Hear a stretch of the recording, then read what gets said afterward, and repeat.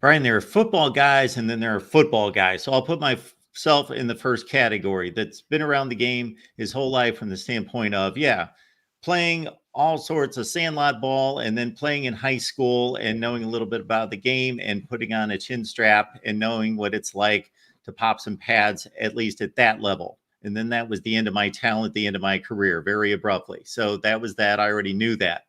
And then I've been around the game covering the game. However, there are football guys. There are football guys that can watch the game and see things that I can't, that I lean on to learn from there.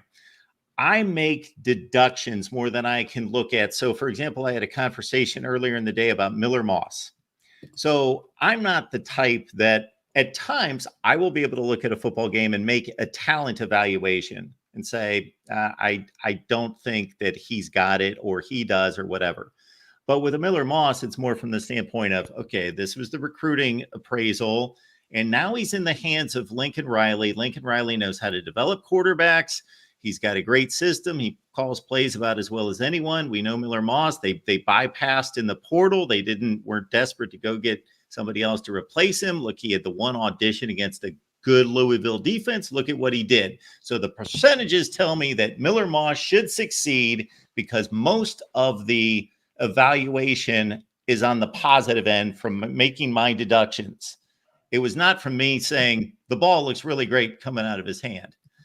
Mike Elko. Okay. Again, do I know that he's making all the right coaching moves from watching every Duke game and figuring out, okay, he can really coach this team? No, it's more of a deduction I came to because David Cutcliffe's a really darn good football coach. Now he kind of lost his program late in his tenure and lost 15 out of 16 or 16 out of 17 ACC games, hands the same roster over to Mike Elko.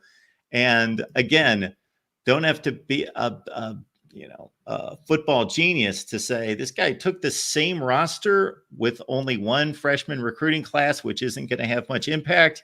He goes 9-4 and comes within a drive of going to the ACC championship game. And then he does it again the following season.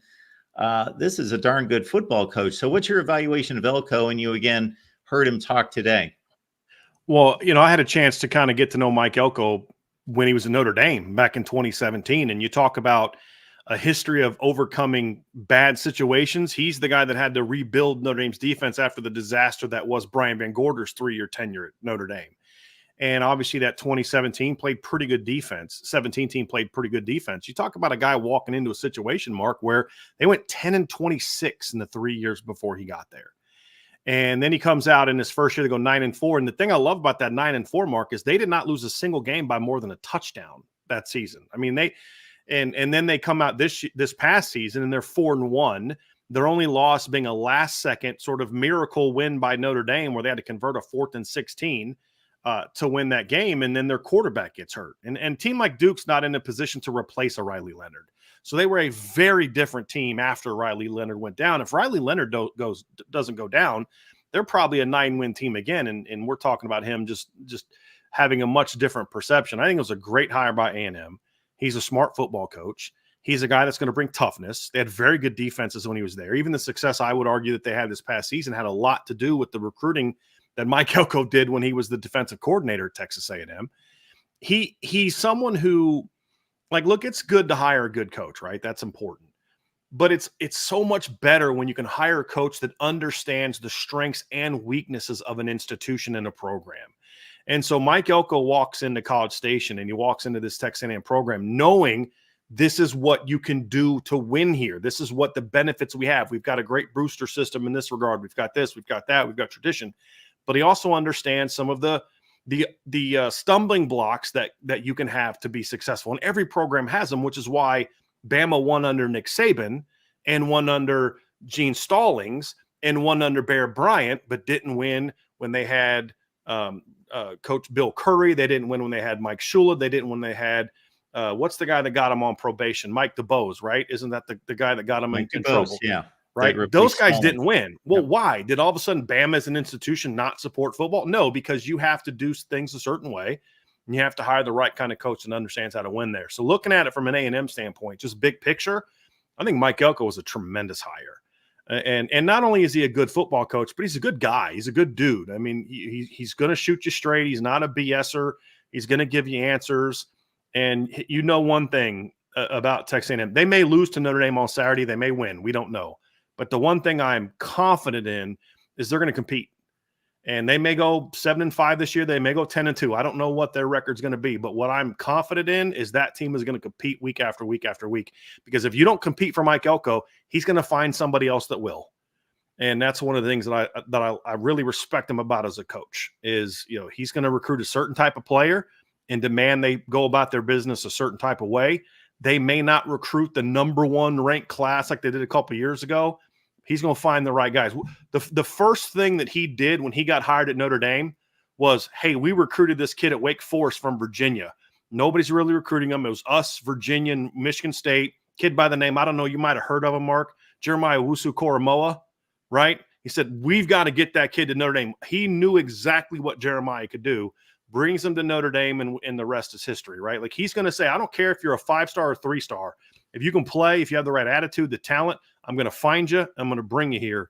And like I said, it may not – he's going to, I think, recruiting-wise, be more Dabo than he was Jimbo, where, you may rank 7th or 8th because he's going to find a couple gems like a Jeremiah Owusu-Koramoah for Notre Dame or an Isaiah Simmons for Clemson when he was a 3-star out of Kansas and say, but that kid's going to be a really good football player and he fits what we do. And that's just one of the many reasons I think he's going to win there. I don't think it's going to necessarily start this weekend, but he's going to win there. I have a great deal of confidence he's going to have success there. Brian, you touched on a stat that I latched onto his first season at Duke, that every time I was trying to explain how good I thought Mike Elko was at Duke, was the one score losses that you brought up. Because a lot of times you'll see a really good coaching job by somebody who takes over a 3 or 4 win team and kind of nurses them to 7-5, but those 5 losses are ugly, or 4 of them are ugly. All one score losses. And I still remember watching other, what were more important games across the nation and saying, wow, North Carolina, Duke, this is a 1-score game. There's about 4 minutes left. And I flipped to the game. Duke drives down the field. They score what would have been the game-winning touchdown. There's a really bad holding call, a cheap, chintzy holding call that brings it back. They lose to North Carolina as Drake May drives it down the other way. And otherwise, they're playing in the ACC championship game in 2022. That's how good Mike Elko did with that particular team. And, of course, they led Florida State before Riley Leonard got hurt and went for it on 4th down with the backup quarterback in. The Louisville game last year was the only one that really got out of hand. Because even the 2 losses they had down the stretch, they lost by 2 points at North Carolina, 3 points at Virginia. They lost to Notre Dame by a touchdown in a game that they led with less than a minute to go. So, you had those 2 games they tried to go with an injured Riley Leonard, and those are the only 2 games that they got beat convincingly. Even when Riley got but even when Riley got knocked out for the year, Duke was still competitive. They weren't nearly as good of a team. They barely beat a bad Wake Forest team. They beat a bad Pitt team. Had a nice win over Troy in the bowl game by a touchdown. They were a very different team when Riley went down. But they still fought. They were still competitive. They still battled. And that's what you're going to get from a Mike Elko coach football team. That's how his defenses were at Bowling Green. That's how they were at Wake Forest. That's how they were at Notre Dame. And that's how they're going to be. That's how they were at Duke. And that's exactly how they're going to be at Texas A&M. College football is even more exciting with some action on the line. And the games are even better when you're cashing in. And the voice of college football is the place to be to get the greatest value. Let's start with my picks. 75% against the money line, 58% against the spread. I've got a 40-year track record.